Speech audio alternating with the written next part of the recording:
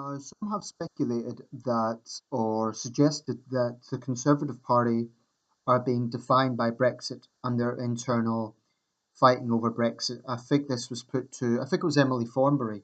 Don't quote me on that, but I believe it was Emily Thornberry when she was asked,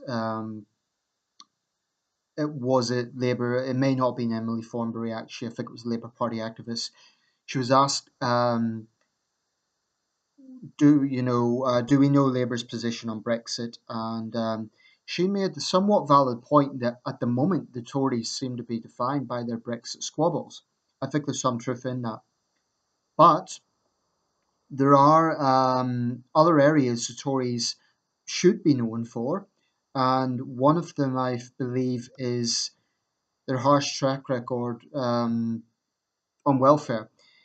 So there was a scene in the Commons where the Labour Party attempted to push for sanctions against the Work and Pension Secretary Esther McVey, and this was supposedly because she had misled Parliament over universal credit. I'm going to read out this report from the BBC. It's not very long. Just bear with me.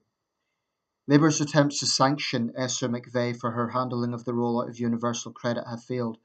A Commons motion calling for the Work and Pension Secretary to be docked a month of her ministerial pay was rejected by 305 votes to 268. She apologised last week for misleading MPs about a watchdog's assessment of the controversial new benefit system, but she robustly defended progress so far on Wednesday, saying 3.3 million people have been helped into work. Sanctions are imposed against welfare claimants who are deemed not to have complied with agreed commitments. Labour's motion demanded an equivalent penalty to be applied to the minister, saying benefit claimants have been penalised for far less. That's absolutely true. The Labour Party is absolutely right about that. The motion said people claiming universal credit were suffering financial problems, but that the government had refused to pause its expansion across the country. Opening the debate, Labour's welfare spokeswoman Margaret Greenwood said Ms McVey had undermined a damning National Audit Office report about universal credit, which combines several working age benefits into a single payment and is currently being rolled out nationwide. Ms McVey defended the scheme, saying it had helped over 3.3 million people into work. And then she demanded an apology from Labour for misleading statements about the impact of welfare reform. Well, she claims they're misleading statements. I don't know exactly what those statements are, but I'll come to that in a minute. It's damning its record managing the welfare system and government in a remark by Labour's John McDonnell during the 2015 general election campaign about lynching her. Last week, the Secretary of State said she had mistakenly told MPs the National Audit Office felt the benefit was progressing too slowly and should be rolled out faster, and apologised for inadvertently misleading Parliament, but she stood by her assertion that the NAO had not been able to examine the impact of recent changes to how claimants were receiving their payments, as they were still being felt and by definition couldn't have been fully taken into account by the report.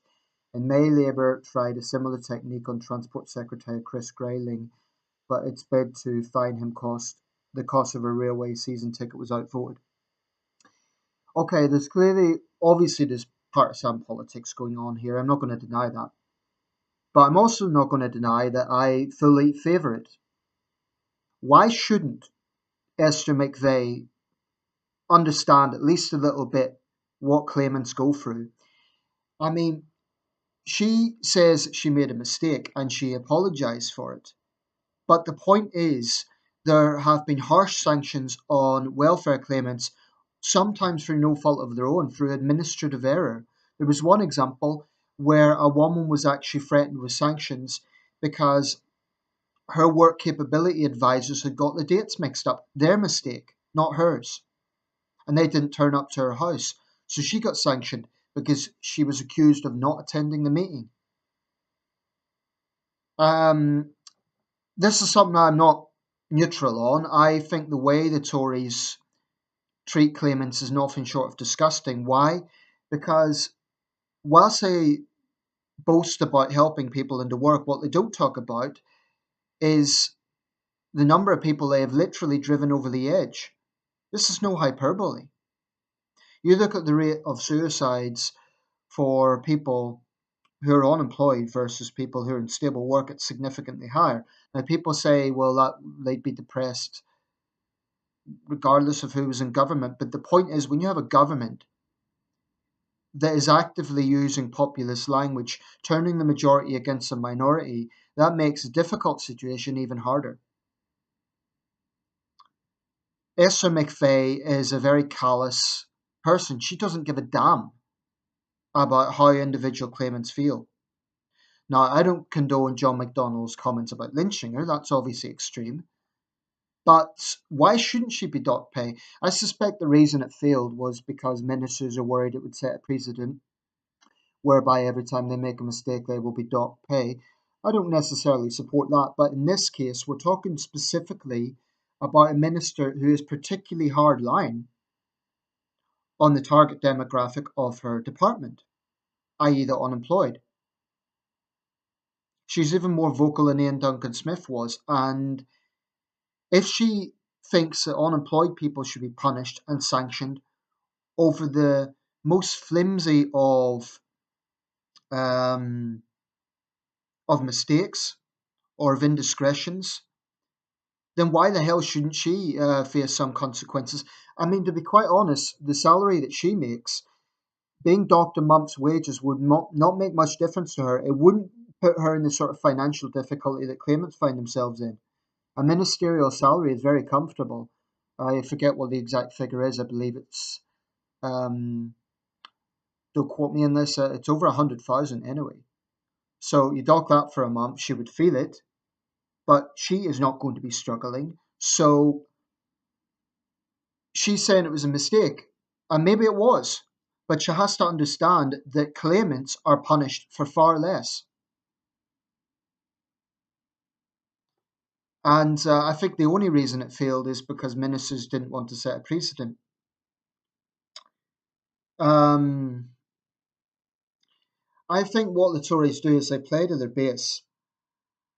You know, they pander to the Daily Mail, the Daily Express, the Sun about punishing the lazy dole scroungers, right?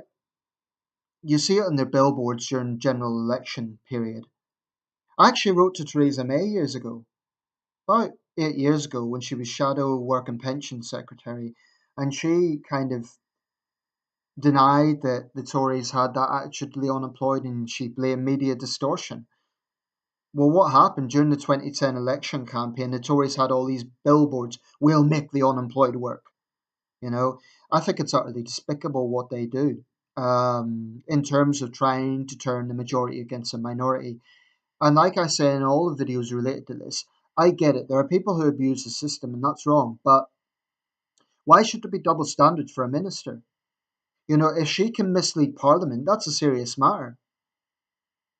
Why should she not face consequences when claimants are sanctioned for far less? Why not? So it's frustrating that that failed. To give the Labour Party credit for pushing it. Not that New Labour was much better. They also treated claimants pretty appallingly. I mean, when the Tories point to their record on unemployment, what they're really saying is, oh, you weren't tough enough on the unemployed. Because that is a populist narrative. That's the ideology behind their approach to this. And what I would argue is, well, firstly, the unemployment figures are misleading because that doesn't take into account who knows how many people who are technically not in paid work, but they're not signing on either because they don't want to go through that degrading, demoralizing system. I believe that job centre staff are actually trained to be patronizing. I believe that because I think they are basically told that they need to make life as uncomfortable as possible for claimants. That's why, you know, claimants get constant threats of sanction, constant threatening letters. They're spoken down to all the time. I'm not saying it's every single person that works in a job centre. There's decent people there as well. But without question, I think it attracts people who like having a little bit of power over other people. So someone is a minute late for their weekly sign up, they could be docked a month's JSA, well, Universal Credit as it now is. And for some people, that has a real impact on their life. So it infuriates me how the Tories claim that they only want to help the unemployed. When do you ever see a Tory minister actually speaking directly to unemployed people? Never. So, am I partisan on this? Am I left wing on this? Yeah, so be it. I don't care if I'm called a lefty on this. So be it. On other issues, I agree with the Conservatives, but on this one, I think they're just cruel, and I just don't think they give a damn about how unemployed people feel. Because if they had any empathy or understanding at all, they would firstly scale back the rhetoric, but they would also change the situation where it's a system that was set up to provide a safety net for people is now being used as a weapon to punish people. That's what's happening. Ken Loach and other people on the left have touched on it, and I think they're absolutely right. I might disagree with them on other areas, but I think on this, they're absolutely right. So yeah, I think Esther McVey should have been docked a month's wages. Then maybe she would have understood a little bit of what it's like